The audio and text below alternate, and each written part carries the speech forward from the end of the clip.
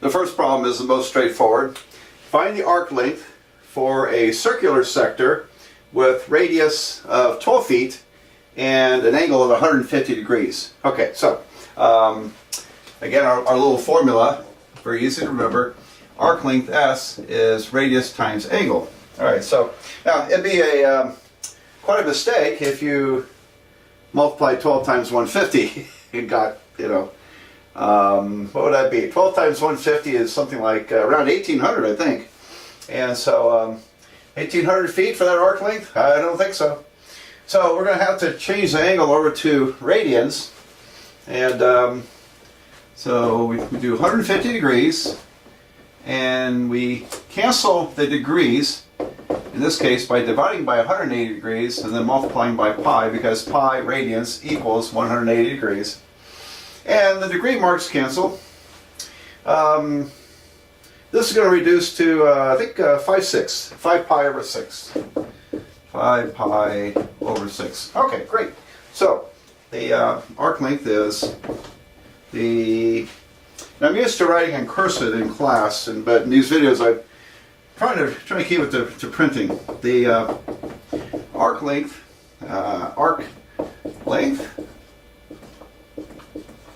is, let's see, radius 12 feet times 5 pi over 6. Well, that's an easy calculation, isn't it? Because the 6 goes into 12 two times. Yeah. 6 goes into 12 two times, not 6 times. 2. There we go. And then 2 times 5 pi is 10 pi. So that's going to equal to 10 pi feet. Alright. I would say just leave it at 10 pi. Don't pull out a calculator.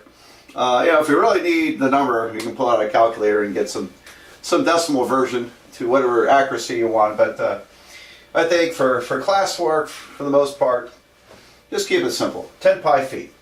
Alright, so let's do I got 2 more of these I want to do.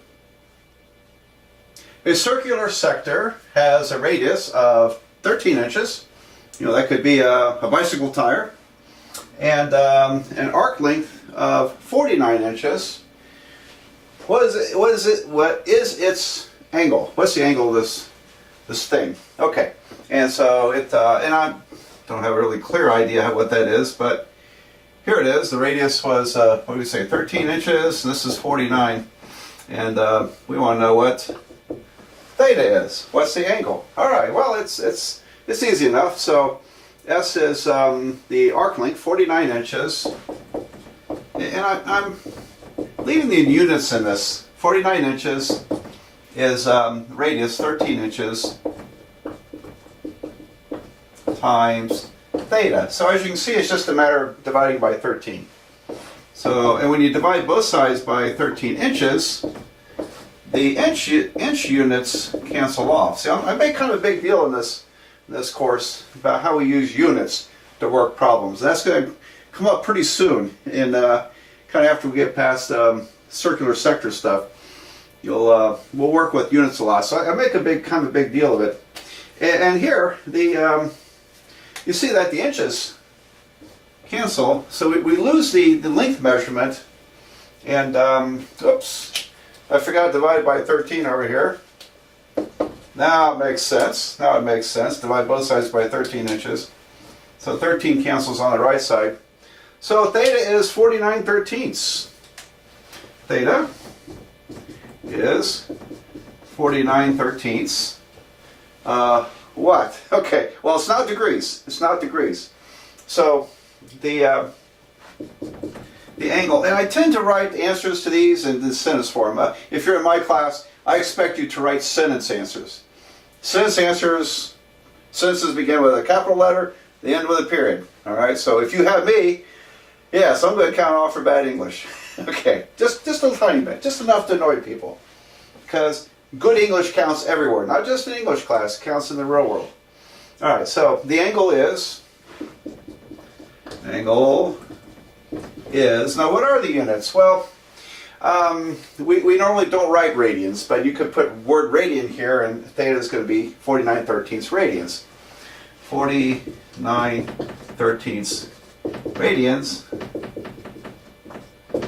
And let's go to degrees. Or in this case, I think I'm going to go to the calculator, which I see I forgot to bring with me in here, so I'll have to pause it for a second here. But 49/13 radians, or let's see what that is in degrees. So I take 49/13, and how do we turn to degrees? I have to replace radian units, which are in the numerator. I didn't write it, but they're in the numerator. I have to divide by pi radians. Radians is in the denominator. 180 degrees on top. And so that's, I would say in this case, that's a pretty ugly fraction. And so you could be easily excused to, for one, to go to a calculator on this. So I'm going to pause the video, find my calculator, and we'll finish it up. And, well, why don't you calculate it? You can check me. I'm back. See if you get what I got. Now, I'm going to remind you one more time. When you multiply and divide, you want to multiply and then divide by 13 and divide by pi.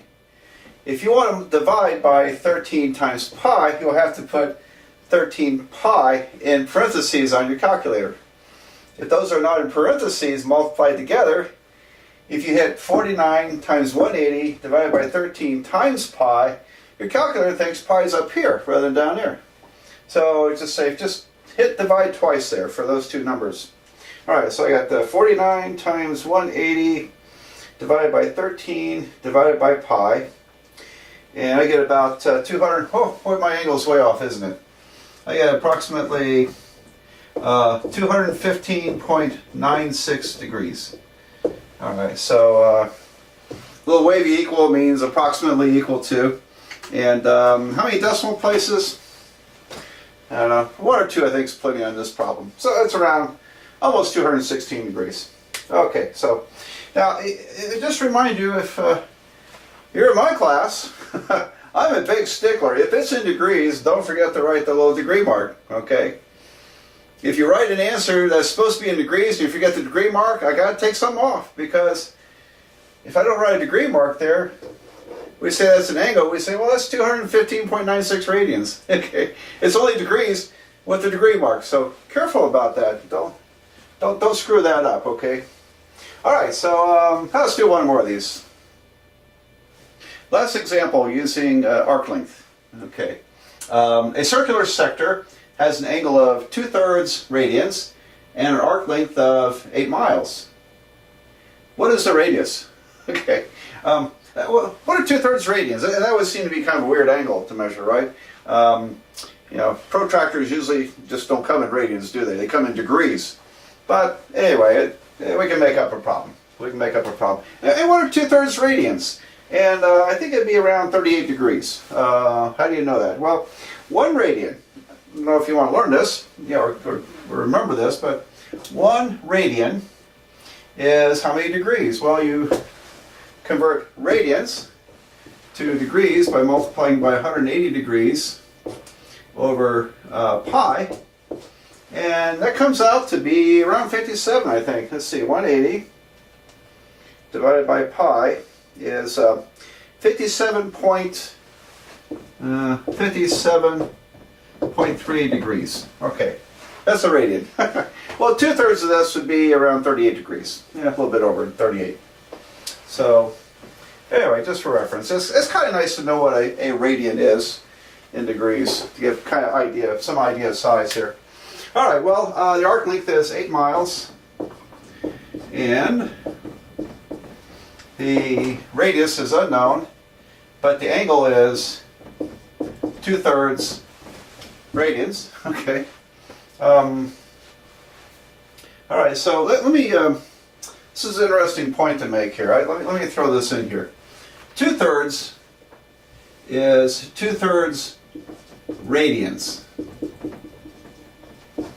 in the context of this problem. All right, so when I divide both sides to get the radius of the circular sector, I'm going to divide by 2/3 radians, because this is something you could easily puzzle over, I think, if you thought about it. All right, so I'm dividing both sides by radians. That's wonderful. On the right side, the 2/3 cancels and the radians cancel. So I cancel the fraction, I cancel the radians. And my radius is 8 miles divided by 2/3 per radians. 8 miles per radian. That doesn't make any sense, does it? Because we don't measure the radius that way. We measure radius only in length. Only in length. So, important point here to make. Degrees and radians are dimensionless. Dimensionless. They do not in any way affect the length unit. Okay? So, I may as well just erase the radians, because it's not a physical unit in terms of length or area or volume or time. It's called a dimensionless unit. So it's a little funny there. On the other hand, if you use degrees, which is also dimensionless, it's going to be wrong, because this arc length formula is based upon radians, not on degrees. So we'll have to do that. All right, so my remaining challenge is to take 8 and divide by 2/3. Well, 8 divided by 2/3, invert multiply, is 8 times 3/2. 2 cancels, leaving 4. Looks like 12. Looks like 12. So the radius is, and it's still in miles, the radius is 12 miles. Okay, so there you go.